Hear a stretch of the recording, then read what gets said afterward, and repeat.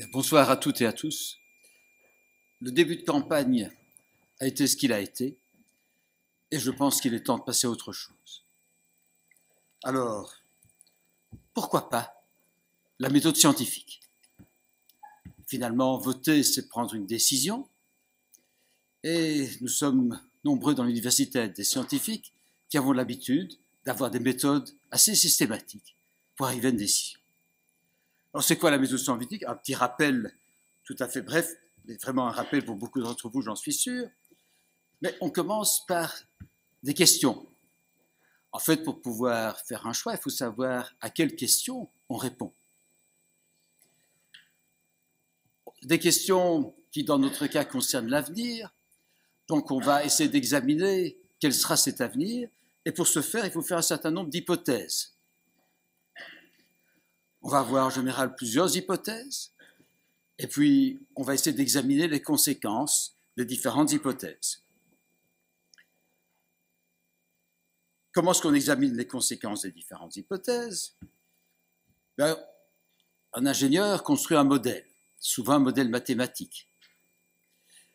Un économiste aussi construit un modèle, parfois mathématique, parfois simplement basé sur l'histoire et l'expérience. Un psychologue aussi construit un modèle basé sur des observations de comportement. À partir de ce modèle, on fait une analyse, on examine quelles sont les conséquences des différentes hypothèses et on arrive à une conclusion. Vous allez me dire, voilà encore une idée d'un ingénieur, en plus informaticien, il veut tout ramener à un algorithme. Ben non, parce que notre modèle, on y va doucement, ce que nous devons modéliser, c'est en fait du comportement humain. Parce qu'on va élire quelqu'un, c'est le comportement de cette personne et comment il ou elle va fonctionner pour l'institution et ce qui va arriver si on élit une personne ou une autre qui est important lorsque l'on vote. Alors voyons un peu comment on peut utiliser quand même cette méthode dans le contexte où on est, en sachant que les objets, pas vraiment des objets, ce qui doit être modélisé, ce sont en fait des personnes et la façon dont elles vont se comporter dans une fonction. Alors, quelles sont les questions? En fait, j'ai ramené les questions à trois questions tout à fait similaires et extrêmement simples, qui sont les suivantes. Que sera l'Université de Liège à l'avenir? Alors, je me penche d'abord vers un avenir relativement proche. 2022, c'est la fin du mandat de celui qui sera élu aujourd'hui, enfin pas aujourd'hui, cette année. Aujourd'hui sera peut-être déterminant. Alors cet avenir, par rapport à la situation actuelle, peut évoluer un peu vers le moins bon ou un peu vers le meilleur dans la colonne de droite. Mais vous savez, les décisions que l'on prend ont des conséquences à plus long terme. Quand par exemple on engage quelqu'un à l'université, sa carrière fait 30 ou 40 ans. Donc il faut se projeter plus loin dans l'avenir. Et l'influence des décisions augmente avec le temps. Donc si on va un peu plus loin, les situations peuvent diverger de façon plus importante. J'ai pris 2030 parce que c'est la fin d'une décade. Et si on va encore plus loin, ça peut diverger encore plus. Alors, où serons-nous en 2040? C'est quand même visible. J'ai mis dans la colonne de gauche une université de Liège bien petite et bien pâle. Il ne faut pas penser que les choses sont immuables. L'université de Liège est pleine de couleurs et de vie à l'heure actuelle, mais les situations évoluent parfois beaucoup plus rapidement qu'on l'imagine. Je pense que les questions qui se posent, c'est que serons-nous dans un avenir proche et surtout dans un avenir lointain? C'est essentiel, c'est en fait vraiment l'avenir de l'université et beaucoup de personnes qui sont dans la salle et qui travaillent dans l'université sont encore en fonction en 2040. Moi pas, mais les plus jeunes bien sûr que oui. Donc c'est important pour toute une génération, pour les étudiants que nous formons maintenant. S'ils ne travaillent pas à l'université, ils en seront diplômés, et c'est mieux d'être diplômé d'université, qui est encore une université de grand renom, qu'une qui s'est rétrécie et qui a quasi disparu. Donc voilà les questions. Les hypothèses sont assez faciles à formuler. En fait, il y en a trois. Elles ont déjà été explicitées. Vous n'allez pas avoir de surprise que la première hypothèse, c'est « je suis élu recteur ». C'est une hypothèse. Il y en a deux autres. Vercoret est élu recteur, Loïc Pirard est élu recteur. Là, je crois que je n'ai pas tout à fait l'ordre du classement, mais c'est une erreur tout à fait involontaire. Trois hypothèses, il faut examiner les conclusions de chacune de ces hypothèses. J'espère que vous me pardonnerez de n'examiner que la première. D'autres sont là pour examiner les deux suivantes. Donc, partons de cette hypothèse. Mais j'ai parlé de modéliser. Donc maintenant, il vous faut un modèle. Un modèle de qui? Je dirais de moi. Alors, évidemment, même pour le plus brillant mathématicien, pour le neurologue le plus avancé, faire un modèle de ce que je vais faire n'est pas quelque chose d'évident. Parce qu'on parle d'une personne, comme faire le modèle de n'importe quelle autre personne, on peut avoir des idées sur la façon dont les gens vont réagir, mais c'est difficile de modéliser de façon aussi précise qu'un ingénieur ne modélise le mouvement d'un objet dans un système mécanique, évidemment. Donc je vais ramener le modèle à finalement trois aspects de ce que je pourrais faire si je suis élu, et aspects qui vont évidemment déterminer mon comportement dans ce cas. D'abord, quelle est ma vision et mes objectifs pour l'université? En deux mots, quel est mon programme? Quelles actions est-ce que je vais mettre en place? Qu'est-ce que je vais faire? Et puis, quel est mon mode de fonctionnement? Alors, tout ça est très bien, mais quand on est un scientifique et qu'on a un modèle, il faut le valider. Et ça veut dire quoi, valider le modèle? Est-ce qu'il est conforme à la réalité? Parce que je peux vous dire toutes sortes de choses, mais si elles ne correspondent pas à la réalité, de cette façon, vous êtes trompé, vous n'avez pas le modèle validé. Donc, nous allons aussi discuter comment on peut valider ce modèle, en tout cas celui que je vais vous présenter par rapport au comportement que j'aurai si je suis élu. Vision et objectif. Vous savez, par rapport à une vision d'université, il y a beaucoup de choses relativement acceptées, largement acceptées que l'on peut dire, donc je ne les répéterai pas. J'essaie simplement de mettre en évidence quelques éléments qui me semblent particulièrement importants. Pour moi, l'université, c'est un lieu surtout d'apprentissage de créativité. Apprentissage, on pense à l'enseignement, créativité, on pense bien sûr à la recherche, aussi d'expérimentation. Et n'oublions pas tout cela au service de la société. Nous ne vivons pas dans un monde clos, nous ne vivons pas isolés, nous sommes imbriqués dans la société. C'est un lieu de vie et de plaisir. Alors, ne méprenez pas le mot plaisir ici, je parle simplement du plaisir que l'on peut avoir à apprendre, du plaisir que l'on peut avoir à faire de la recherche, du plaisir qu'on peut avoir à travailler. Et chacune de ces activités, on les fait d'autant mieux qu'on les fait dans un contexte où on a du plaisir. Étudier en s'ennuyant, c'est terrible. Étudier en ayant du plaisir, c'est merveilleux. Même chose pour les autres activités. C'est aussi un lieu où des valeurs doivent être explicitées, partagées. J'en cite trois, qui sont dans mon programme également. Intégrité, humanité, liberté, j'y reviendrai. Voilà une vision d'une université. Des objectifs. J'ai une phrase, l'université qui sera une institution phare dans sa région et le monde. Mais ça veut dire exactement quoi? Ça veut dire que notre institution doit être une institution qui a son rang dans la communauté française de Belgique. Une institution qui est l'égale, si pas supérieure aux autres.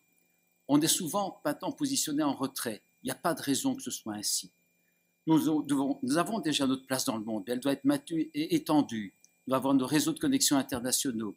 Nous devons avoir des contacts sur tous les continents avec des chercheurs du monde entier. Donc voilà l'objectif de l'université. Rappelez-vous, mon transparent avec 2040, nous devons être dans la colonne de droite en 2040. J'y tiens absolument. Le programme. Il y a des textes sur le programme, donc je ne serai pas excessivement long sur le programme, mais je veux mettre en évidence quelques éléments clés. J'écris il n'y a pas si longtemps un texte qui ne figure pas tel quel dans le programme, mais qui est disponible sur mon blog, Back to Basics, retour à l'essentiel. L'idée est quoi? L'idée est que dans le fonctionnement d'université, on on doit se concentrer sur nos tâches essentielles. On doit avoir une simplification de nos procédures, de notre gestion administrative. On doit surtout rendre du temps aux gens. Ce que j'entends le plus souvent de mes collègues et de personnes dans toutes les fonctions d'université, on n'a pas le temps de faire correctement ce qu'on veut faire. On n'a pas le temps pour nos missions essentielles. Parce qu'on est embêté par toutes sortes de choses, parfois nécessaires, parfois moins nécessaires. En tout cas, on pourrait alléger tout cela. Qu'en est-il de l'enseignement? J'ai déjà parlé du plaisir. Il faut, bien sûr, apprendre dans un contexte où l'apprentissage est un plaisir, où il y a de la bienveillance par rapport à l'apprentissage. Nous ne sommes pas là pour effrayer ou déstabiliser nos étudiants, mais pour les encourager. Apprendre dans l'entraide entre étudiants, l'entraide entre étudiants, enseignants, étudiants et assistants. C'est comme ça que l'on apprend. L'université doit offrir un contexte d'apprentissage qui est tout à fait autre que simplement recevoir un message dans un cours ex cathedra. C'est autre chose que nous devons donner. Les nouvelles technologies, je suis informaticien, c'est parfait les nouvelles technologies, mais il faut les utiliser à bon escient et intelligemment. Un cours classique peut être tout à fait adéquat, même excellent. Un cours basé sur des outils numériques peut être aussi excellent et remplir un rôle. Il faut une complémentarité dans les techniques que nous utilisons et bien doser l'usage de l'une ou l'autre. Il faut aussi que dans les outils informatiques qui servent à nos étudiants pour ne fût-ce que résoudre des problèmes pratiques comme leur programme annuel d'étudiants, il faut que ces outils fonctionnent et leur donnent les résultats en temps voulu pour qu'ils puissent s'impliquer dans leur enseignement. Et bien sûr, je le dis encore, mais c'est une chose qui a été tant de fois répétée, il faut articuler l'enseignement et la recherche. Dans la recherche, une question qui revient souvent sur la table est la façon dont les carrières sont gérées. Il y a des problèmes là-bas. Il faut de l'équité dans la gestion des carrières de nos chercheurs. Quand on parle de recherche, chacun travaille un peu à court terme souvent, à plus long terme sur ses idées de recherche, mais en préparant, par exemple, l'avenir et les demandes de financement, on est souvent un peu de façon trop concentrée sur l'immédiat, passer dans une prospective, et quand des opportunités apparaissent, pas toujours prêt à les saisir. Mais une telle prospective exige de la participation de tous. Les idées et les bonnes idées viennent de la participation et de l'échange. Finalement, on se plaint toujours du manque de financement pour la recherche. C'est vrai, le financement est insuffisant. Il y a moyen de faire des choses. Bien sûr, soutenir nos chercheurs quand ils vont faire des demandes de financement, essayer d'améliorer leurs résultats dans ce domaine. Mais aussi un engagement de l'institution et une voix de l'institution qui donne des messages clairs en concert avec les autres universités pour qu'une partie, en tout cas, du financement soit réorientée vers ce qui est le plus important pour le développement à long terme de la recherche dans notre région. D'autres questions. Gestion et organisation. Recrutement, promotion. Pour l'avenir d'une institution universitaire, la façon dont on gère nos recrutements et nos procédures de promotion est essentielle. Le recrutement, parce que la qualité de ce que nous faisons dépend de qui nous recrutons. Il faut de l'ouverture dans les recrutements. Il ne faut aussi jamais oublier que nous devons aussi faire tout pour être attractifs. Attractivité, ça veut dire que nous devons nous présenter comme une institution où, justement, il est agréable et intéressant de travailler. Il faut que les procédures soient transparentes, de même que dans les promotions. Rien de plus démotivant que des procédures qui ne le sont pas dans une carrière. Par rapport à tous ceux qui travaillent dans l'université, quel que soit leur rôle, depuis quelque temps, on a l'impression que les contrôles se multiplient. Et je pense que ce n'est pas qu'une impression. Faisons confiance. Nous travaillerons mieux si on fait confiance à chacun dans un espace de liberté. Bien sûr, on ne laisse pas faire n'importe quoi, c'est évident. Mais il est toujours étonnant de voir à quel point les gens peuvent se donner et peuvent s'impliquer quand on leur donne un peu d'autonomie et qu'on leur fait confiance. L'évaluation est aussi quelque chose que l'on fait beaucoup, peut-être trop, je dirais même souvent trop. Quand on évalue, il faut le faire en choisissant quand on évalue, pourquoi, donc le faire avec modération dans son ampleur, et que l'évaluation soit faite toujours pour des objectifs constructifs, pas une évaluation sanction, mais une évaluation qui vise à construire. Il y a aussi des problèmes immédiats comme la mobilité. Tous ceux qui sont sur le campus du Sartillement et aussi au centre-ville savent qu'on a parfois des problèmes de déplacement, des problèmes de parking. Il faut pour ça une vision à long terme. Toutes les solutions ne pourront pas être amenées dans quelques années, mais il y a quand même moyen de faire des choses beaucoup plus rapides, par exemple des parkings pour les vélos, qui éviteront que quand on monte dans un ascenseur, on le partage souvent avec quelques cyclistes et leurs vélos. Des applications informatiques qui permettent le covoiturage ou une communication avec les bus pour savoir quand il y aura des bus et signaler les besoins sont aussi quelque chose qui est tout à fait important et pas très difficile à mettre en place. Alors, dans le modèle, il y avait 3 questions. Vision, programme, et puis finalement, moi-même, comment est-ce que je fonctionne? Voilà une question à laquelle je vais répondre suivant la méthode scientifique. What else? Quand je regarde un problème, je me forme une conviction que je défends. J'essaie d'exprimer avec clarté, que l'on comprenne pourquoi, et motiver ce que je défends comme position. Mais le raisonnement n'est pas purement formel, il se fait toujours, pour moi, dans le respect des personnes. J'ai toujours été très attentif, quand il y a des personnes qui travaillent avec moi, de les protéger contre les demandes qui viennent et qui sont parfois un peu bizarres ou difficiles à assumer. Et quand elles sont difficiles à assumer, je pense que le rôle de celui qui dirige une équipe, ce n'est pas de décharger les problèmes sur d'autres, c'est de les assumer lui-même. Soutenir les personnes, les encourager, recommander de jeunes étudiants qui cherchent à faire d'autres études, à poursuivre ailleurs. Il m'est déjà arrivé d'écrire une lettre de recommandation au sujet d'un jeune étudiant où j'écris « Je pense qu'il est plus brillant que moi-même ». Ça a eu de l'effet. On va dire « Mais peut-être que vous êtes rigide. Est-ce que vous savez faire des compromis ?» Bien sûr. Quand on veut construire quelque chose, il faut arriver à faire des compromis, à entendre des points de vue différents, être à l'écoute et construire à plusieurs, ensemble, des solutions. Mais des compromis sur mes valeurs, je n'en ferai jamais. L'intégrité, si on me demande de faire de quelque chose qui est contraire à ce que je considère comme intègre, je ne le ferai pas. Humanité, traiter quelqu'un de façon inhumaine, contraire à mes principes d'humanité, je ne le ferai jamais.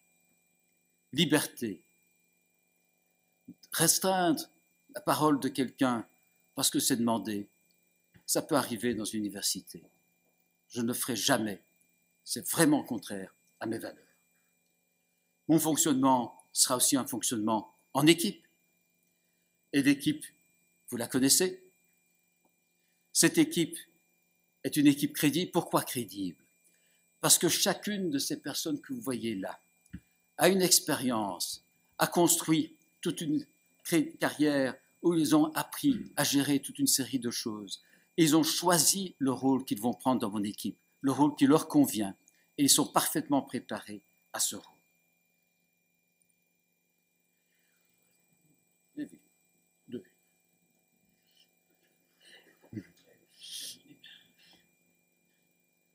La validation du modèle.